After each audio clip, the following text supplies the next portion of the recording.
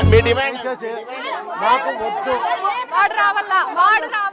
4 గంటల నుంచి నిన్న సాయంకాలం 4 ఎంత ఇప్పుడు ఎంత టైము? నిన్న 4 గంటలకు ఇంతవరకు బిడ్డ ముఖం చూడండి. మీకు బిడ్డ మాదిరి కదా మనవరాలు అట్లాంటిదే. పోయి కొడుకు బిడ్డలో పెట్టిన పండ పెట్టిందంటే ఏమనుకోవాలి రావాలా? నేను మాట్లాడాలన్నా డిమాండ్ అంటే వాడు మాకు అప్పచెప్పాలా, మనకు వాడు అప్పచెప్పాలా.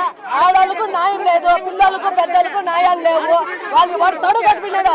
పోలీసు వాళ్ళు ఏం బిగుతారని కాలు రేగు వేసిపోయినాడు. వాడు తొడ కొట్టిపోయినాడు. 3 రోజుల్లో వస్తామని 5 లక్షలు 4 గంటలు నిన్న మిస్ అయ్యి తట్టేసి వాళ్ళ వాడిని పంపించేసినారు. ఏం పోలీసు వాళ్ళు ఇన్వాల్వ్ కాకపోతే దీంట్లో ఇంకా ఎవడున్నాడు ఇన్వాల్వ్? ఈ టాపిక్ గురించి మాట్లాడాలని కూడా మనసు రావడం లేదు. ఎందుకంటే మదనపల్లిలో 7 సంవత్సరాల మైనర్ బాలికని కులవర్ధన్ అనే ఒక మానవ మృగం అతి దారుణంగా లైంగికంగా వేధించి వాటర్ డ్రమ్ లో ముంచి మరీ హత్య చేశాడు. గతంలో అతని మీద ఇలాంటి కేసులు చాలా ఉన్నాయి. కానీ లోక్ అదాలత్లో కాంప్రమైజ్ చేసుకున్నాడంట. వాళ్ళు నివసిస్తున్న వీధిలో కూడా ఇలాగే తాగి అందరితో అసభ్యంగా ప్రవర్తించేవాడంట. దానితో అతనికి భయపడి అందరూ అతనికి దూరంగా ఉండేవాళ్ళంట. వాడికి గంజాయి అలవాటు కూడా ఉందంట. ఆ పాపని సాయంత్రం 4:30 సమయంలో మరి ఏం మాయమాటలు చెప్పాడో, లేకుంటే ఆ పాపకి ఏమైనా కొనిచ్చాడో, మరి ఏం చెప్పాడో తెలియదు కానీ తన వెంట పెట్టుకొని ఇంట్లోకి తీసుకుని వెళ్ళిపోయాడు. రాత్రి వరకు కూడా పాప ఇంటికి రాకపోవడంతో ఆ పాప వాళ్ళ పేరెంట్స్ వెతకడం మొదలుపెట్టారు. ఎంతసేపు వెతికినా కనిపించకపోవడంతో ఆ చుట్టుపక్కల ఉన్న సీసీ కెమెరాలను చెక్ చేశారంట. కులవర్ధన్ ఆ పాపని ఇంట్లోకి తీసుకుని వెళ్ళడం ఆ సీసీ కెమెరాల్లో క్లియర్ గా కనిపించింది. ఇంకేముంది, ఇంట్లో మొత్తం చెక్ చేస్తే ఫుల్ వాటర్ తో నిండిన ఒక వాటర్ డ్రమ్ లో ఆ పాప విగత జీవిగా కనిపించింది. ఒక్కసారి ఊహించుకోండి, ఒక 7 ఏళ్ల పాపని లైంగికంగా వేధించి ఆ విషయం ఎక్కడ బయటకు చెప్తుందో అని ఒక డ్రమ్ములో, నీళ్లు ఉన్న డ్రమ్లో ఆ పాపని ఊపిరి ఆడనీయకుండా ముంచి ఆ పాప ఎంత విలువెల్లాడి ఉంటుంది అతని నుంచి తప్పించుకోవడానికి. ఎంత ఎంత ప్రయత్నించి ఉంటుంది, ఎంత కొట్లాడి ఉంటుంది ఆ రాక్షసుడి చేతిలో నుంచి బయటికి రావడానికి, ప్రాణాలు కాపాడుకోవడానికి.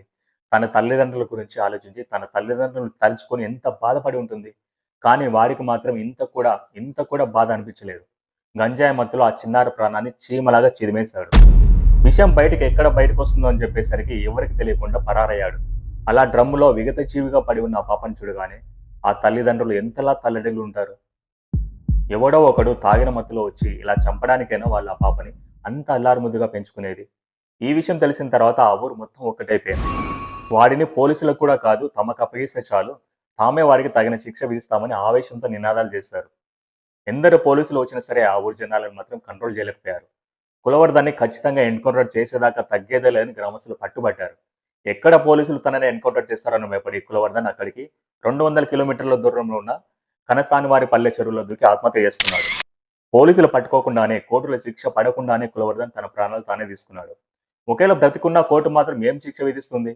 మహా అయితే పోక్సో యాక్ట్ మీద అరెస్ట్ చేసి ఒక 20 years జైల్లో పెట్టి బాగా మేపి తర్వాత మరి జలాల మీదకి వదిలేస్తారు. మన న్యాయస్థానాలకి మనుషుల ఫీలింగ్స్ తో, ఎమోషన్స్ తో పని ఉండదు కదా. ఎవరు ఏమి ప్రెజర్ పెట్టుకుంటే నార్మల్గా ఉంటారు. అదే జనాల నుంచి ప్రెజర్ ఎక్కువైతే దిశా కేసులో జరిగినట్టుగా ఎన్కౌంటర్ ప్లాన్ చేస్తారు, అంతే కదా. అలా కాకుండా ఇలాంటి జరిగిన ప్రతిసారి ఇంకొకరికి మళ్ళీ ఇలాంటి తప్పు చేయకూడదు, ఒకవేళ చేస్తే నాకు కూడా ఇలాంటి గతే పడుతుంది అని భయపడేలా, వణికేలా శిక్షలు ఉండాలి. అప్పటి వరకు మనం ఇలాంటి చిన్నారులని, ఇలాంటి రాక్షసుల కబంధాస్తాలు కోల్పోతూనే ఉంటాం. అయినా మనపిచ్చి కానీ మనం ఎన్ని మాట్లాడుకున్నా, ఎన్ని ధర్నాలు రాస్తారోకలు చేసినా మనకంటూ కొన్ని లాస్ ఆల్రెడీ రాసి పెట్టారు. వాటి ప్రకారం మాత్రమే ఫాలో అవుతారు. అయినా మనం అయ్యో రేపులు జరుగుతున్నాయని మొత్తుకుంటుంటే, ఎక్కడైతే ఈ చట్టాలు, న్యాయాలకు సంబంధించి లా మేకింగ్ బాడీస్ ఉంటాయి కదా, అసెంబ్లీస్, పార్లమెంట్స్ అని, వాటిల్లో ఉన్న సోకాల్డ్ పెద్దలే రేపు గురించి నవ్వుకుంటూ జోకులు వేసుకుంటూ ఉంటే ఇక మన వరకు ఎవరండి న్యాయం గురించి మాట్లాడేది? ఒక్కసారి ఈ వీడియో చూడండి. There is a saying, when rape is acceptable, lie down and enjoy it.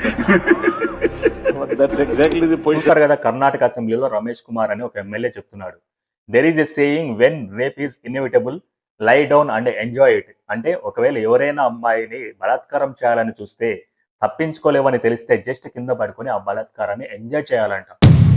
ఇది మన నాయకుల మనకు చెప్పే నీతి. ఒక అధికారంలో ఉన్న మనిషి, జనాల మాన ప్రాణాలను సంరక్షించాల్సిన మనిషి ఇలాంటి మాటలు మాట్లాడితే ఇక సామాన్యుల బతుకులకు గ్యారంటీ ఎక్కడ? అంతెందుకు, సినీ నటి ప్రత్యూష కేసు తీసుకోండి. 2002లో ప్రత్యూష అనుమానాస్పదంగా చనిపోయింది. దాన్ని ఆత్మహత్య కింద కొట్టేశారు. సరిగా పోస్ట్ మార్టం కూడా చేయలేదు. ప్రత్యూష వాళ్ళ అమ్మ ఇది ఆత్మహత్య కాదు, అందరు కలిసి నా కూతుర్ని రేప్ చేసి చంపారని గుండెలు అవిసేలా రోధించినా కూడా ఏ కోర్టు కూడా పట్టించుకోలేదు. ఈ ఇన్సిడెంట్ 2002లో జరిగితే ఇప్పుడు అంటే దాదాపు 24 సంవత్సరాల తర్వాత తీర్పిచ్చారు. అది కూడా 2 సంవత్సరాలు జైలు శిక్ష అంట. అంటే ఈ 24 సంవత్సరాలు ఆ తల్లి తన కూతురికి జరిగిన అన్యాయం గురించి ఎంతలా క్షోభను అనుభవించి ఉంటుంది. తన కూతురికి న్యాయం జరగలేదని ఎందరి చుట్టూ కాళ్ళు అరిగేలా తిరిగి ఉంటుంది. మన దేశంలో న్యాయం మిడిల్ క్లాస్ కి అప్పర్ క్లాస్ కి వేరేలా ఉంటుందా? దిశ హత్య కేసులో కూడా వాళ్ళు పూర్ కాబట్టి ఎన్కౌంటర్ చేసి చంపారు, అదే పలుకుబడి ఉన్న వాళ్ళైతే అసలు టచ్ కూడా చేసే వాళ్ళు కాదని చాలా మంది విమర్శించారు.